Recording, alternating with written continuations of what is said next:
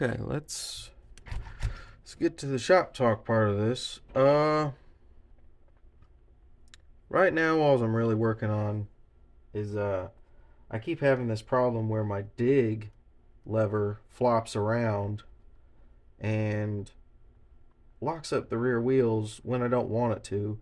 I don't have the servo on there that's supposed to be on there anymore because I kept burning it up, and I didn't realize that you have to set the endpoints on that when you first get it out of the box. And yeah, after burning up two of them, I said, forget about it and we're gonna bolt a dead servo to it and just completely lock it out. I don't use dig almost ever, which this is a bad servo by the way, so don't freak out when I cut this. Ah! But I just needed something to hold this in place, and dead servos still have their uses. So I just held that in place. I need to get a servo like this one, which this one's also dead. This is burnt up. To actually shift this back and forth. I do still want to use the 2-speed, sort of. I mean, it's not really all that great, but I mean, right now, all it does is I just have this little nut on here, and I just shift it with my hand back and forth depending on what I'm doing for the day, and I'll just stay in that gear all day. But even then, if I hit a rock or something like that, it can accidentally shift in and out of gear by itself, and that gets a little annoying. So probably go to the hobby shop at some point and get a new one of these, and maybe a little arm and stuff, and we'll get that going. I like to fix stuff without spending too much money on it because that's just the way I operate. I mean, I don't like spending money unnecessarily on these types of trucks. I mean, part of the hobby is, for me anyway, is just having fun with it and figuring out a way to make something work without really putting too much effort into it. I don't necessarily like the bolt-on stuff that fits perfectly for your truck. I like making my own stuff. Yet I haven't built a truck from scratch yet. I really want to, but I haven't really gotten around to that. I guess we could go over what I got going on with this winch setup and how I hopefully have made this winch waterproof, or at least the winch controller. I used a receiver box from Arma. I'm not sure what it goes on. I kind of just pulled it off the shelf and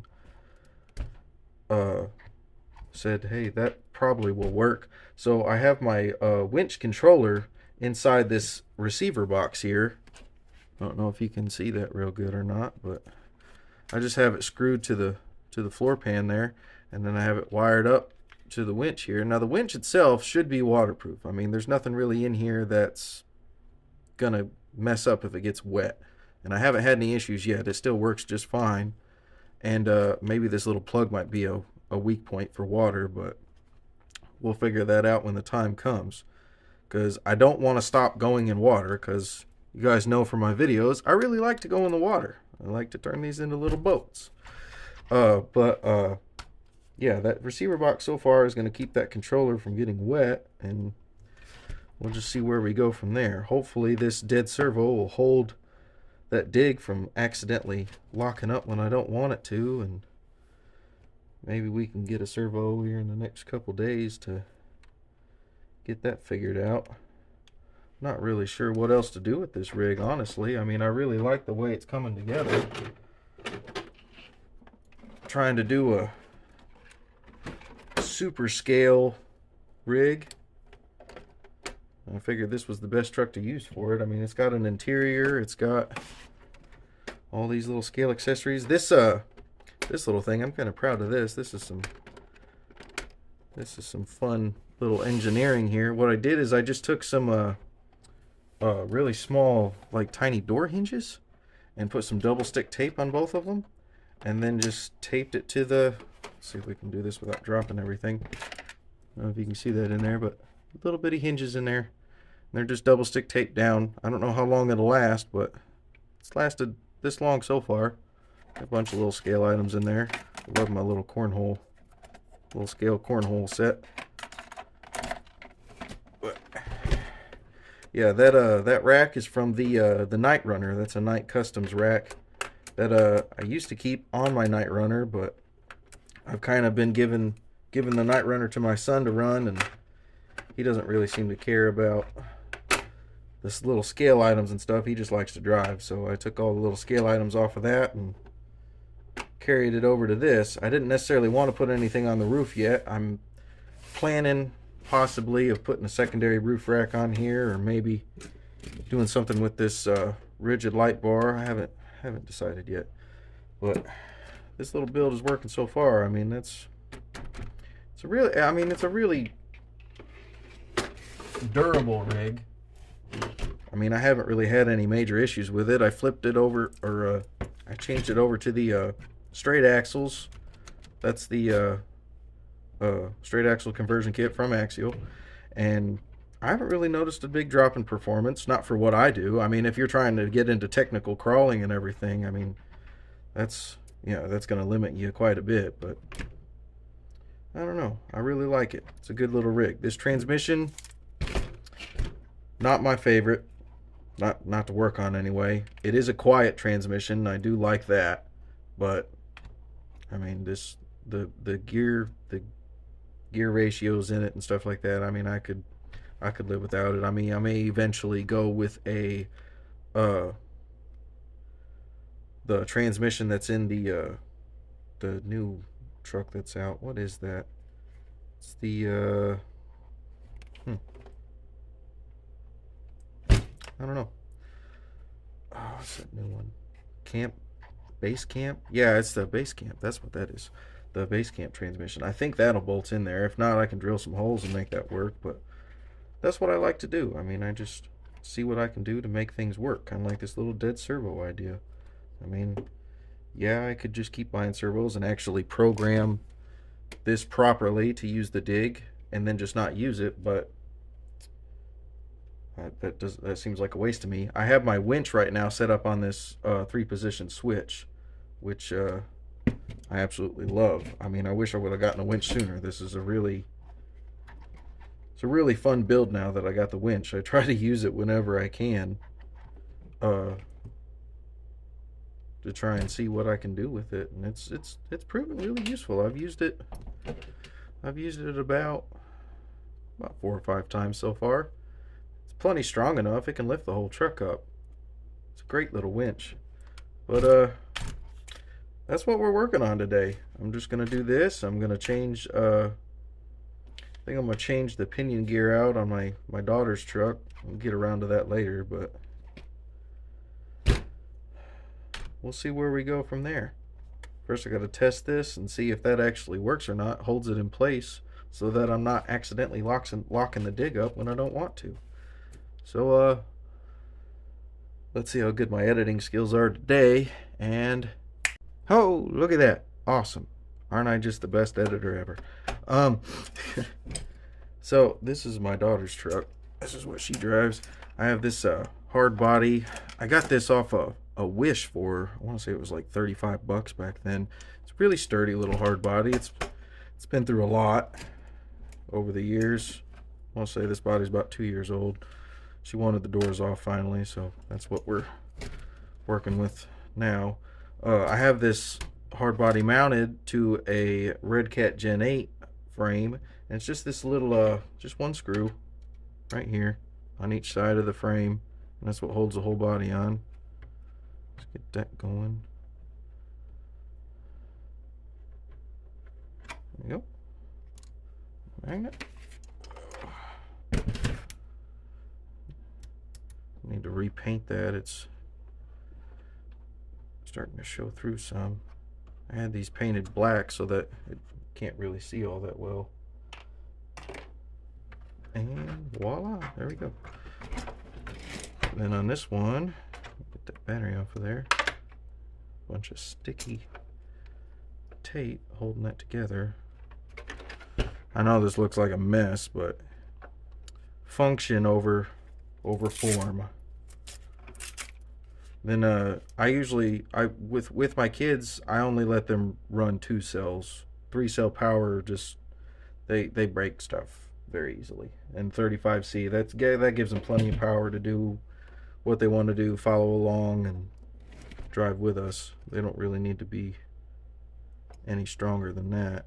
I want to say this is a Quick Run 1060. That thing's been running for at least 2.5 years now, and that's a great little ESC for not really a whole lot of money. I want to say that was it was about $30. Really not bad. I mean, that's kind of what my whole theme is budget building. Because I mean, if you're gonna go out there and have fun with it, especially the stuff that I do, I mean, I wouldn't take, a super expensive rig and go beat on it like we do with, ours. Because I mean, this drivetrain, this stock Redcat drivetrain, I haven't touched it. I mean, I've opened it up and re-greased it. I do that probably about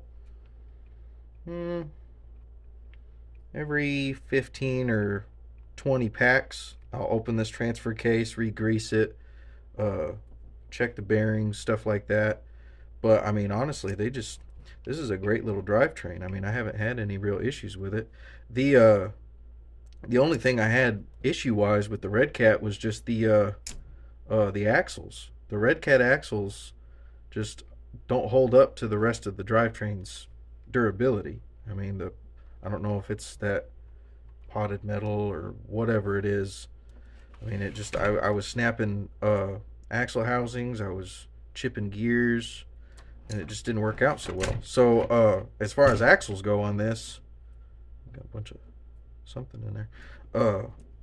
I have the old axles from my SCX 10.3 with the portals, and they work great. Gear reduction's a little too much though. That's what she was complaining about the other day, and it's a little too slow for her. So I'm gonna try and change pinion gear, and let's see if I can get away with just changing the pinion gear, and hopefully I don't have to go get another spur gear. But if I do, that's what it takes to make this go a little bit faster. That'll be fine. But yeah, this is a great little platform rig. I mean, it started out its life as just a RTR Redcat Gen 8, and like I said, I haven't upgraded that transfer case, the gears in here, I don't know if you could really call that transmission or not, but I did go through quite a few motors before I figured out the right gear combination. And these what is that? That's 27 turn Holmes Hobbies Trailmaster. I think it's 550 can. Pretty sure. Yeah, it's 550. So yeah, that's a great little motor. I put 550 motors in all of our trucks. That's how they've been able to handle the water and mud and just the amount of abuse that we put on these. I mean, we run them hard. I mean, you've seen some of our videos. I'm hoping that, you can tell these are the rims from the Gladiator also. I really like these rims. These are nice rims. They're just not very heavy. That's the only downside. It's a big downside to this truck right here is just how top heavy it is, but it is what it is, man. It's a lot of fun, especially nowadays. I think we've worked out all the bugs on it. What kind of servo will be running on this one? This one, just a EcoPower 110, and that's really, I mean, that's kind of an underpowered servo for something like this, but I haven't had any issues with it. I mean, it was only what, $40? I think it was only about $40 for that little servo. That was awesome. That little thing's been kicking quite some time now. So I mean, this is definitely a budget built rig right here. And I want to say what tires are these. These are the Mickey Thompson's RC 4-wheel drives, right? Am I right? Baja Claw RC 4-wheel drives. Yeah, look at me remembering what I bought years ago. These things are about 2 years old now, and I mean, they're just getting it, man. It's an awesome budget build. I'm gonna change these gears out and see if we can get it going a little faster and see where we go from there. Let's try some more fancy editing magic. Okay, so I got this taken apart now and seen on here. I don't know if this is the stock gear or not, honestly. But I believe it says, yeah, that's a 54 tooth spur gear, and I was running a 14 tooth pinion.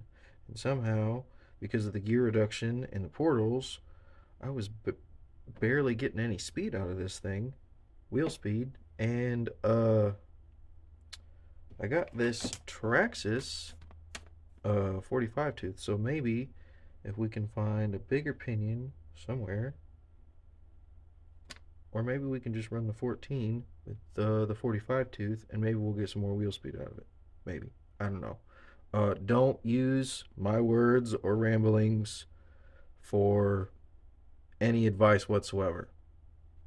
This is purely for entertainment because there's a good chance I could mess something up, and I don't want to be responsible for that. So just enjoy my content. That's all I'm asking, because I just kind of guess my way through a lot of this stuff.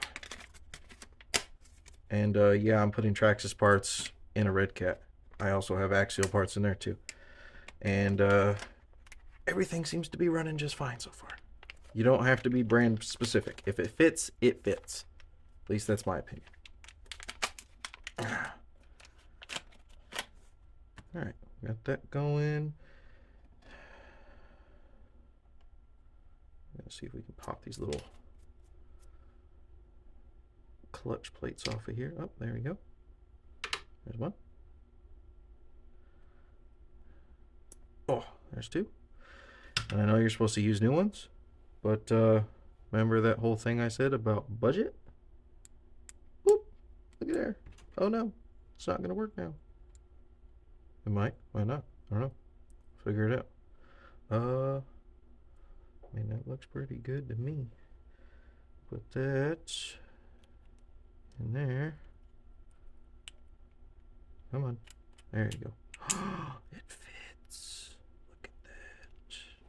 Traxxas parts inside a Red Cat transmission. We'll see if that actually works or not, but might get lucky. I mean, it's just a gear. Trying not to put dirt back into it. Definitely digging my new workspace. Lots of room for forgetting where I left something 5 seconds ago. I don't have a spring on there. I might have lost that spring years ago or something. I don't know. I guess, you know what? I don't remember there being a spring on here. We'll go with that. We're just going to put a couple shims and crank down on this really hard, so it kind of defeats the whole purpose of having a slipper clutch. Come on, you can do it. I believe in you. Now we're really going to aggravate some people when I take this and clamp it down there. And then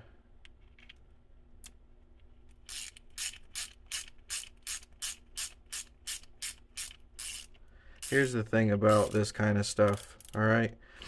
If I was, building a comp rig or building it for someone else, like if someone was paying me to do this or something like that, obviously I wouldn't do this kind of stuff. But if it's, if it's just yours and having fun, which technically this is my daughter's, but she understands. But she just wants it to work. I mean, that's all she's worried about. And yes, this used to be mine at one point, and I got my TRX4 Blazer, and I decided to give her my Red Cat. Seems to work fine to me. Okay, let's bolt this back together and see what happens. See what kind of gear reduction we're running now. Yep. Put that on there. I really like working on this truck It is by far the easiest truck to work on out of all of our trucks. I would say the hardest truck to work on, definitely SCX 10.3. Just because I feel like there's, I mean, I could be wrong, but I feel like there's more components in the SCX 10.3. Anytime I have to really go into that transmission or anything like that, it seems like there's way more parts than anything else. And I've rebuilt my TRX4 transmission a few times. I've rebuilt my son's TRX4 Sport, which that's an easy transmission. That's also a really easy one to work on. If I could go back and do it again, I would definitely get the TRX4 Sport for myself, and then just get the Blazer body and put that on there, because the 2-speed, I mean, I love the 2-speed, I really do. It comes in handy when you want it to and stuff like that, but honestly, for reliability, my son's TRX4 Sport, I don't think has ever really let him down, ever. He's burnt up a motor, and I want to say that was I think that's the only thing that's ever really broken on that. Which, motors burning up is kind of a normal thing for all the mud and water and abuse we put on them. I expect to burn up motors, and that's another thing too with these Holmes Hobbies Trailmasters right here, man. They take some abuse. John Holmes, if you ever hear this, good job, man. These are great motors. That feels, ooh, it's a little tight. Well, yeah, because you just changed the gear mesh and you didn't do that. Let's see here. Is this the right one? My workspace is always a mess. Always. I wish I were better at keeping things together, but I just don't. I know I need to, but I don't. Sometimes you just gotta do what you gotta do. Alright. Yeah, nice and crunchy sounding. Okay, so this is how I set my gear mesh, in case you want to know how not to do it. I feel for the tightness. So I just kind of pull back a little bit until I feel a little more, about there. Where you can feel the contact, but not too much. I don't really know. I mean, I used to, back when I was into like fast RCs and stuff, I used to put a small piece of paper in between there for gear mesh, but I come to find out that that's how you eat a lot of plastic spur gears. If you just want to burn through a bunch of plastic spur gears, that's the way to do that. That paper trick really doesn't work as good as it used to. Maybe with metal gears, maybe with both plastic gears, but with a metal spur or with a metal pinion and a plastic spur, that paper trick really doesn't work good. All right, it's good and tight. So let's see, we got Traxxas parts, Axial parts, Redcat parts, all harmonizing together. That sounds pretty good. Yeah, all right. Let's do a little quick editing magic and see how much better it got. Ta-da! I really hope I get this editing thing done good. This is the kind of grease I use. This is marine grease. It's cheap. I can't even remember how much it was. I bought this like 3 years ago, and I'm still not done with it. I mean, I've opened the tube at both ends now. But I just take a little dab of grease. I don't know if you're supposed to do this or not. This is what I do. Again, total disclaimer here. This is not advice. This is just what I do. I just put a little dab of grease there just to kind of keep these gears a little quieter. her truck was screaming pretty good yesterday. So we'll just put a little bit of marine grease on there. This is also the reason, you know, I use this in my diffs and everything else on all our trucks, because we go through lots and lots of water, lots of river crossings, lots of puddle splashing, and just straight up driving completely submerged under the water. So yeah, what was I just, okay, there we go. Marine grease is the way to go.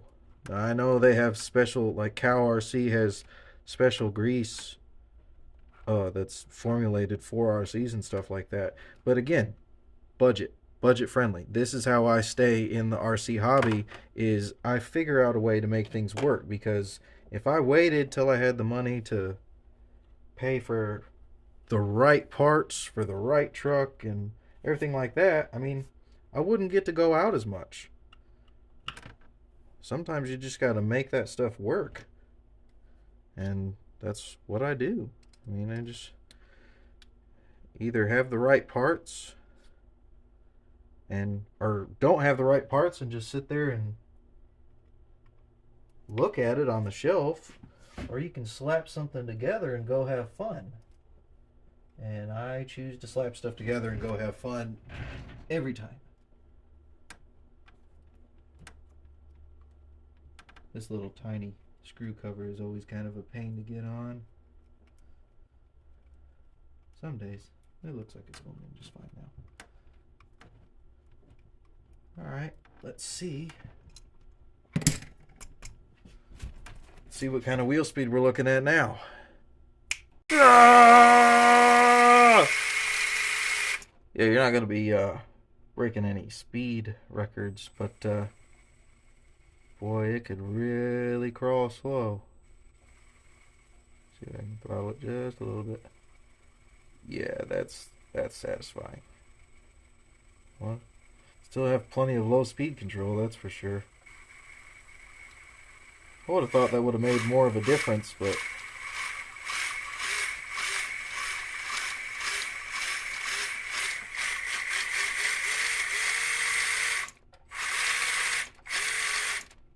I'm going to call that a little better. You know, we could just label that a little better. And that's all it needed to be. Just a little bit better. There's a lot of slop in this drivetrain. Look at all that. Which, you know, it's old. Yes, I could replace these and have that slop gone and everything like that. But my thing is, I don't replace something until it actually breaks. Being worn out is not broken, so it doesn't dictate new parts just yet. So whenever something actually breaks in here, chip a gear tooth or snap a drive shaft, something, then maybe we'll go with some new parts. But this thing just keeps on kicking. Alright, well, let's snap this back together. Okay, so I think that's just about everything I had planned for the workshop stuff. In case anybody couldn't tell from any of our videos, little driver in here, Bill Murray, Venkman from Ghostbusters. I don't know why we decided on Venkman, but that's just, he fit in the truck and that's what we decided to use. But yeah, I think that's going to be it for workshop stuff. I think we're going to go maybe take my Blazer out to our homemade course and maybe get in some mud or at least some deep water or something. Make some shorts for you guys. You guys seem to be really liking the shorts. This is definitely a different video than what I usually make, but I just kind of wanted to give you guys a little more inside look to what I do, how I keep these things running, because I definitely don't throw money at them. It's more time than anything. We just keep chipping away. I mean, I have a Dremel and glue gun and stuff like that, you know, to keep things stuck together and operating as best that they can. And just wanted to show you guys how I do it a little bit. Again, don't listen to me, because I mean, you should always do things the way you're supposed to do things. It's just I don't like to listen. So, thank you guys for watching, and if you haven't already, subscribe to our channel. There's lots of videos coming all the time. I'm steadily filming all the time, so if you guys want to see something in particular, let me know. I'll get around to it when I can. I'm still working out some ideas for that train set. If you guys don't pay attention to my community posts or not, but yeah, we're gonna do a train set video at some point. Maybe even work on my diecast collection. Uh, Maybe just kind of make this, you know, an inside look at my other hobbies. So I think that's gonna do it for this video. Thank you guys for watching. Catch you on the next one.